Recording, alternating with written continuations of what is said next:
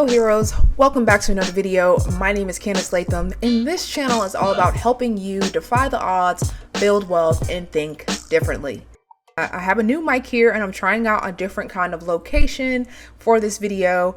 I just wanted to say a little heads up that I recorded this video and I spent 16 minutes speaking just to realize that my mic was not picking up my sound.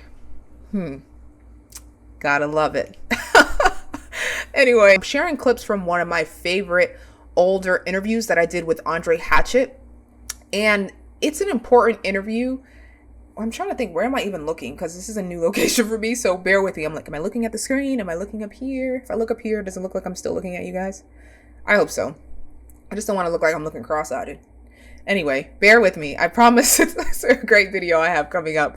But this was one of my favorite interviews because it's just talking about a real topic that I think a lot of people are struggling with. Maybe not so much today in 2020, but I feel like back in the day, if you were not like this full-time entrepreneur, if you weren't doing what you love and getting paid, you were kind of like, people kind of looked down upon you a little bit. Like, I remember even going to like a conference and having my little badge on and people just like walking up to you to see like who you were on your badge. And then they'd be like, are you a full-time entrepreneur? And you'd be like, no. And they're like, okay. And they just like walk off, right? So I remember feeling like, wow, even though I have a job, like I'm not a full-time entrepreneur and people just don't even want to talk to me. I feel like things have changed since then, but I wanted to just share a few of my favorite clips from this video, and then I'm going to share my thoughts on those. The first clip I'm going to share with you guys is all about I'm anti-broke before anything else. Check it out. But I shoveled snow when I was 9, 10, 11, 12 years old. We sold lemonade and we sold candy at school. I even had some friends selling candy with me at school. So I'm hardcore entrepreneur, but I am hardcore anti-broke. I am anti not having money. So if either things hit the fan tomorrow, I think I have enough skills where I don't have to have a job. But you know what? If that account hits the negative point or before it gets there, I'm out. I'm handling applications. Yeah. I'm anti-broke before anything else. So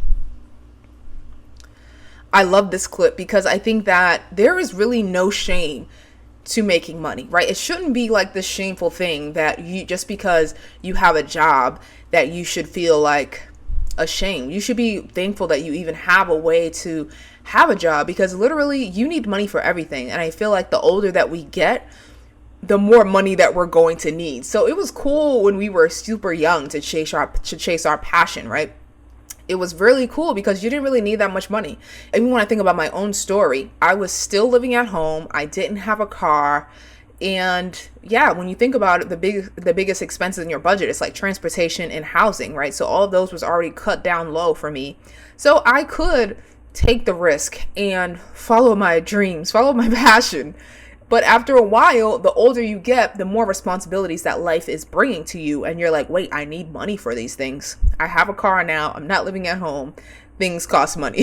So I feel like, yeah, you have to just be in a place to do what's best for you without worrying about what the world is thinking, because literally the world doesn't really care like we think people care. We have to do what's best for us. So the next clip that I'm going to share with you guys is struggle has its place, but it's not homelessness. Take a look. Started my first notary business when I was 23, 24. I bought a couple of properties from 22 to 23.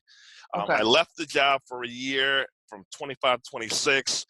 The recession hit. I had to go back. I went back to the same job for about a year, and I've been going ever since. Wow. Okay. No, I like what you said about being anti-broke and not letting your account get to the negatives, because I be telling people that too. I'll be like, listen, if my account ever drops down to a certain number, I'm feeling to update my resume. Update it. And I'm just going to grow this business on the side, right? I always tell people. But then some people are like, oh, the Steve Harvey, where it's just like, no, he was sleeping in his car. He didn't have no food. Yeah. I'm not getting to that level, okay? I'm not. And then some people are like, well, you don't want it bad enough if you're not doing all of these things. Like the struggle, you got to struggle first. I probably have had a point where I should have went back to a job, but I didn't. I stuck it out. but it wasn't homelessness. Homelessness Got is it. another level. It was definitely pasta and sauce, no turkey meat.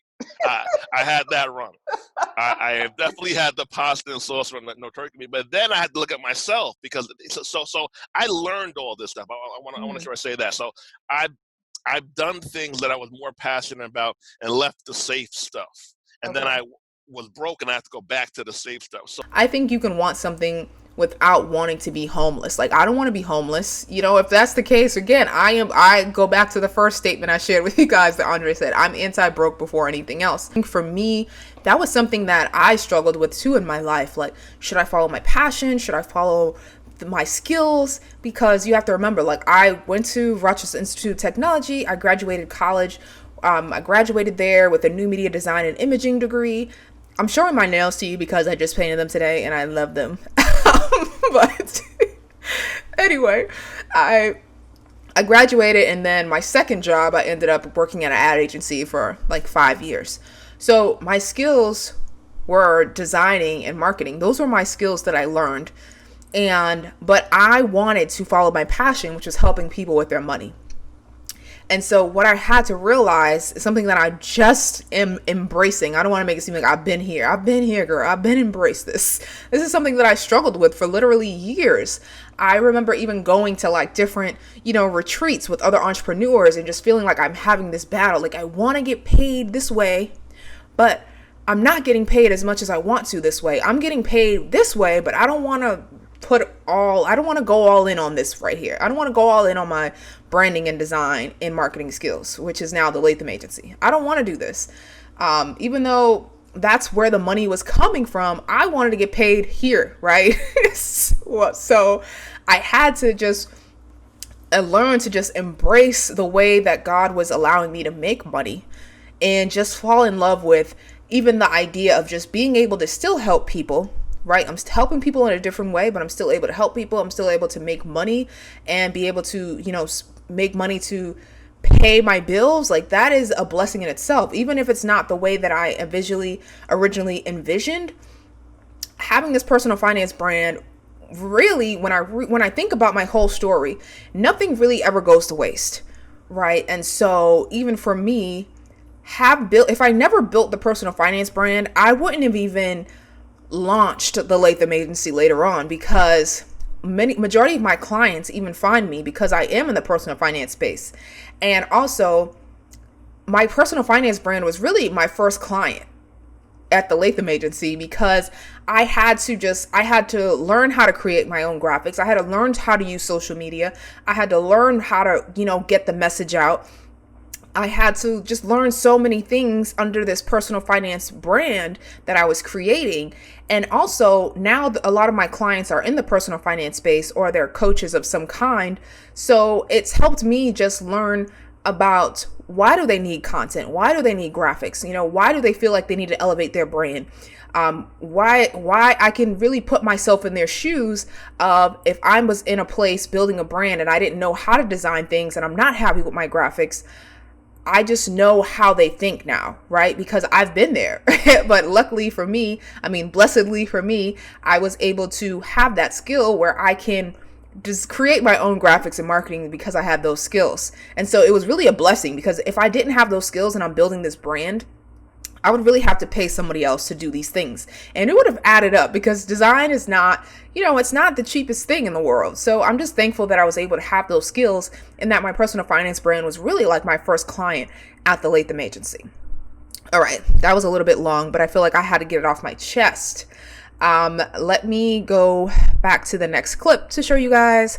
So it says, going back to the boring stuff and taking your gift for granted.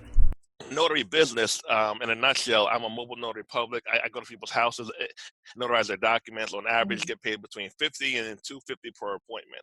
Okay. I had stopped doing a lot of the notary jobs. I was around 30 or so, even though, again, it was paying me steady on a slower week. At full time, I was getting $600-$700 a week, which ain't bad. Mm-hmm. I wanted to do real estate full time as a real estate agent in New York City. Real estate is a great business, but it's tough as hell. It is tough, especially in New York, and it's all commission based. So I had like 4 deals lined up. All 4 of those deals died. Like, and on the Wow. low end, the commissions were 2,500 to like 8 grand. I couldn't even have wrote this up, Candice. All four What? died, and I was like, man, I got a girlfriend, and she's, she has standards, financial standards, and I was like, this. I went back to school, college at the time. I was like, man, this ain't gonna cut it. So I was like, what am I gonna do? Am I gonna get a job? And I was actually handing in applications, and I Mhm. was like, no, I got a business. Like I just got to go back to what I was doing. But Okay. I took it for granted because it's not sexy and it was a little bit boring. But once I went back, I made money from it, like almost Mhm. instantly. So I took my gift for Yeah. granted. Oh, I see. So this is how I know this stuff. Yeah. I don't think a lot of people think about the gifts that, like, the things that just come easy to you. Sometimes it's like God be like, you'd be like, God, help me make money. He'd be like, here. You're like, no, not that way. I want to make money this way. I want it done how I want to have it done. But You can see here from Andre's story that, he didn't want to be a notary person, but he was still able to make money. That was the fastest way to him. He was able to make money. And in my case, the fastest way that I'm able to make money is from my design and marketing skills. So I think you have to think about, when it comes to your skills, what is the fastest way for you to make money? Just because you're diving in on this skill right now to build a business doesn't mean you have to be there forever. It just means that once you have something that's sustainable, that's able to actually make you money, and you're probably going to grow from this, you're probably going to grow your own platform and brand, growing this other thing, right? So now you're on oh, look at my fish over there, Donnie. I don't know what he's doing. He's just having a good time. But I had to actually just embrace doing the boring stuff. I had to fall in love with the boring stuff because this is the way that God was allowing me to make money. And it doesn't mean that I can't, make money other ways. It just means that the majority of my focus right now has to be focused on building this machine, building this right here, so that later on, I can inspire people in a different way. So I think that it all comes together. The older we get, the more we can't really just rely on the more that money is just important. That's what I'm going to say. Money is just important. So I don't think that there should be any shame of just having to make money. And it doesn't mean like you have to do that thing forever. It just means that right now you are, pivoting to a different priority, which is, surviving. Making money is important, saving money, having money to pay off your debt, having money to be able to invest, having money to, help your family if needed is more important than thinking about what other people are going to think about you if you're not a full-time entrepreneur, right? I think you have to, in our imagination, everybody cares so much, but in reality, like, people don't care. Do what's best for you, please. And the last clip I'm going to share with you is, God help me make money. No, not that way, this way. Whew, child, that was me, guys. That was me. Like, God, please let me make money this way. And he's helping me make money in a different way, right? If I think about my money on a scale of, okay, my personal finance brand could make money like right here, right? This is how much money the personal finance brand was making me. But if I, with the Latham agency, it's allowed me to make it'll make me like even more money because like, I don't know, for some reason, that is what is just, attracted to me. That's what my skills are at. And that's where people are finding me to solve their problem.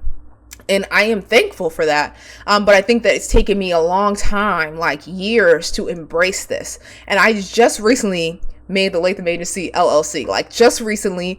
And, and like I said, it's just taken me a long time to embrace this, to step into it, to own the story that, yes, I'm using my skills. And I had to fall in love with these skills. I had to fall in love with serving people this way.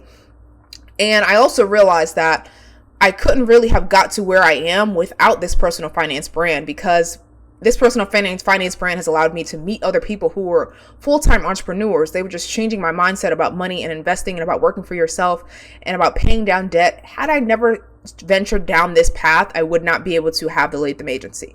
So it's just a story that's able to all come together. And I feel like your story too will all come together and it will all make sense one day.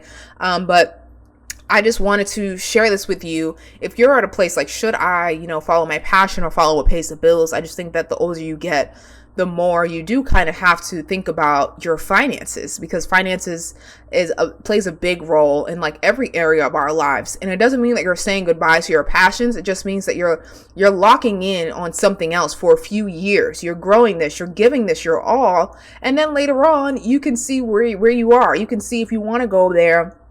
And I just think that it's not like you're giving up, you're just pivoting to a different direction.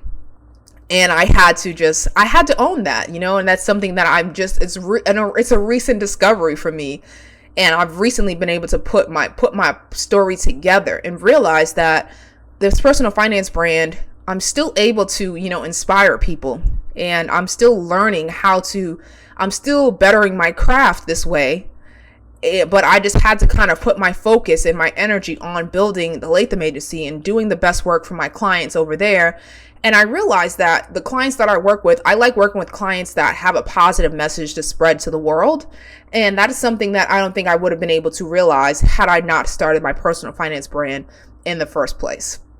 It's amazing that it's a blessing that I even get to choose the clients that I want to work with. It's amazing that I still get to, create content, and it's amazing that I still get to help. I'm still in the personal finance space because a lot of my clients at the Latham agency are financial experts or they're coaches. So I'm still helping the finance community with their messaging, with their marketing, and their designing, and they're able to put their messages out into the world and change lives that way. So it's just really come full circle for me, and 2020 has just been an amazing year. Lots of revelations that I've been having. I was watching the Earn Your Leisure podcast. They were interviewing Dana and what's his name? Dana and her husband, and he said the biggest mistake the entrepreneurs make is they're trying to follow their passion and make money rather than using their skills. And he says, you have 5 or 6 years to devote to the skills to grow this business, right? And for them, that was a tax business. When you look around, what are the services that you see in your neighborhood? People need laundromats. They need, their taxes done. They go to the hair store. So if you can get into like a skills base or something that people need, grow that business, and then at least you'll have capital to later on do the things that you want. I think that is a smart move. I know I'm not saying that everybody goes this path. For some people, they're able to just, live their life and get paid doing their passion and what they love right away. But for everybody else, that's not really the story. And so you have to fall in love with your story in the way that you're able to use your skills to make money.